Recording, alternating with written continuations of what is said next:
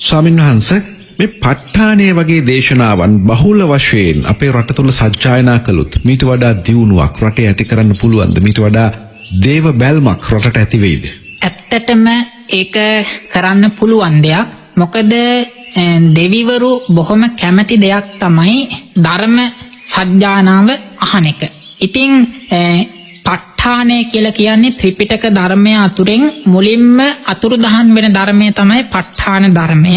ඒ වගේම භාග්‍යවතුන් වහන්සේගේ ශරීරය තුලින් නීල පීත ලෝහිත මංජිට්ට ප්‍රභාස්වර ආදී ශවනග්ගන සම්බුද්ධ රශ්මි ධාරාවන් විහිදුවන්නට යෙදිච්ච එකම උත්තරීතර දහම් පරයය තමයි ත්‍රිපිටකය ඇතුලේ තියෙන මේ ප ဋ ාණ ධර්මය. මේ ප ဋ ාණ දේශනාව සහිත අභිධර්ම දේශනාව පවත්වන වෙලාවේ මාතෘ දිව්‍ය රාජ්‍ය සහිත කෝටි 80000ක් දෙවිවරු මාර්ගඵල අවබෝධ කරගන්න යෙදුණා. ඒ කෝටි 80000ක් දෙවිවරු අදට දිව්‍ය ලෝකවල ජීවමානයි. ඉතින් ඒ බොහෝ දෙවිවරු මේ ප ဋ ාණ සජ්ජායනාව අහන්නට ඊටාම කැමැත්තෙන් ඉන්නේ. ඉතින් එක්තරා අවස්ථාවකදී රතන සූත්‍රය සජ්ජායනා කරා කෝටිපබ්බත විහාරය කියලා පන්සලක් තිබුණා අතීතේ. ඒ කෝටිපබ්බත විහාරයේ නාගලෙන කියලා ගල්ලෙනක් තිබුණා. මේ නාගලෙන කියන ගල්ලෙන සමීපයෙන් නාගහක් තිබුණා. මේ නාග කියන ලෙන ඇතුලේ එක්තරා ස්වාමීන් වහන්සේ නමක් මහා සමය සූත්‍රය සජ්ජායනා කරා. මේ මහා සමය සූත්‍රය සජ්ජායනා කරලා අවසන් වෙන විට නාග රුක්ක කියන මේ නාගසේ අධිග්‍රහිත වෙච්ච දේවතාවා සාදුකාර පැවැත්තුවා. ඊට පස්සේ මේ භික්ෂුන් වහන්සේ කවුද කියලා ඇහුවා. ඊට පස්සේ ඒ දේවතාව ස්වාමීන් වහන්සේට කියනවා, ස්වාමීන් වහන්සේ එදා තථාගතයන් වහන්සේ මහා වනයේ වැඩවසමින් මේ මහා සමය සූත්‍රය දේශනා කරපු දවසේ ඉඳලා මම මේ සූත්‍ර දේශනාව අහන්න හොයා හිටියේ. අද ඔබ වහන්සේ සජ්ජායනා කරපු නිසා තමයි කිව්වා මට ඒ සූත්‍ර දේශනාව අහන්න ලැබුණේ කියලා උන්වහන්සේට ප්‍රශංසා කරන්න යෙදුන, සාදුකාර පවත්වන්න යෙදුණා. එතකොට ඒ වගේ දෙවිවරු, රුක්ෂ දේවතාවරු හැම අදට ජීවමානයි. ඒ නිසා යම් කෙනෙක් මේ ප ဋ ාණ ධර්මයේ සජ්ජායනා කරනවා නම්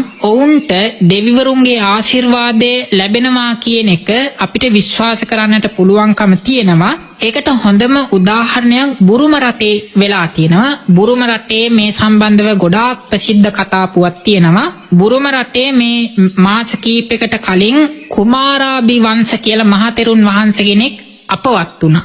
ඒ රටේ තියෙන වටංසකා කියලා උපාධියක්. මේ වටංසකා කියන උපාධිය අවුරුදු 100 ගානකට 9 දෙනයි පාස් වෙලා තියෙන්නේ. ඒ තරමට අමාරු. මුළු රටේම අවුරුදු 100 ගානකට මේ වටංසකා කියන උපාධිය සමත් වෙලා තියෙන්නේ 9 දෙනයි.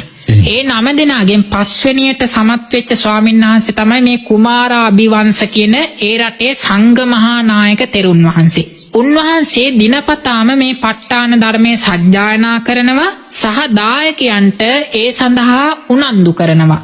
උන්වහන්සේගේ හඬින් කරපු දේශනාවක් මම අහලා තියෙනවා. ඒ දේශනාවේදී උන්වහන්සේ කියනවා උන්වහන්සේ මේ ප ဋ ාණ සජ්ජායනාව කරන විට හැන්දෑ වෙලාවක මුළු කුටියම පිච්චමල් සුවඳ හමන්න පටන් ගත්තා කිව්වා. එතකොට මේ පිච්චමල් සුවඳ හමන්න පටන් ගත්තයින් පස්සේ ස්වාමීන් වහන්සේ දැනගත්ත මේ දෙවිවරු පැමිණියා කියලා. ඉතින් ස්වාමීන් වහන්සේ අදිෂ්ඨානයක් කරනවා මම දැන් නහයෙන් මේ සුවඳ නිසා දෙවිවරු පැමිණියා කියලා දැනගත්තා. හැබැයි මට ඔබලා මගේ ඇස් දෙකින් දකින්න ඕන. මගේ ඇස් දෙකට පේන්න ඔබලා පැමිණෙන්න කියලා අදිෂ්ඨානයක් කළා සැතපුණා.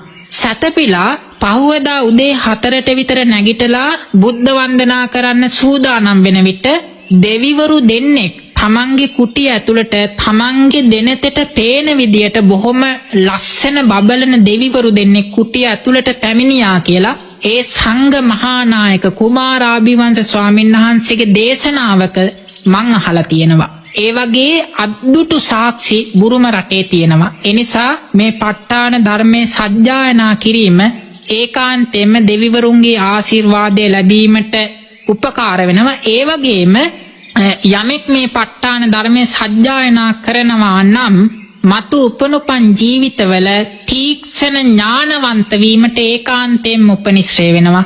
ඒ වගේම ඉක්මන් භවයකදී මාර්ගඵල උපදවා ගැනීමටත් මේ ප ဋ ාණ ධර්මයේ සජ්ජායනා කරමින් උපදින කුසල ශක්තිය උපනිශ්‍රේ වෙනවා.